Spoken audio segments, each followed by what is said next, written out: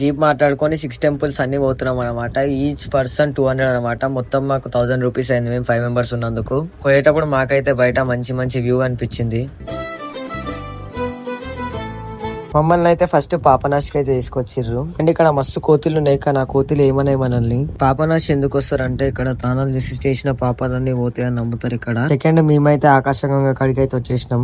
ఆకాశగంగా స్వామి వారికి అయితే ఇక్కడ నుంచి ఆకాశగంగా వాటర్ తో డైలీ అభిషేకం చేస్తారంట. వేణుగోపాల్ స్వామి ఆలయం ఇక్కడనే హాతీరాం బాబా గారి జీవన సమాధి ఉంది. హాతీరాం బాబా గారు వెంకటేశ్వర స్వామి గారు కలిసి పాచికలు ఆడేవాళ్ళంట. ఇప్పుడు మేమైతే శ్రీవారి పాదాల కాడికి పోయినాం. ఇక్కడ ఫుల్ మంది ఉన్నారు. స్వామి వారు మీద మొట్టమొదటిసారి అడుగు పెట్టిన చోటు. అండ్ ఇక్కడ మనకి తిరుమల మొత్తం కనిపిస్తుంది. శిలాతోరణం ప్రపంచంలో 2 ప్లేసెస్ లోనే ఉంది. ఒకటి ఇక్కడ, ఒకటి ఫారెన్ లో ఉంది.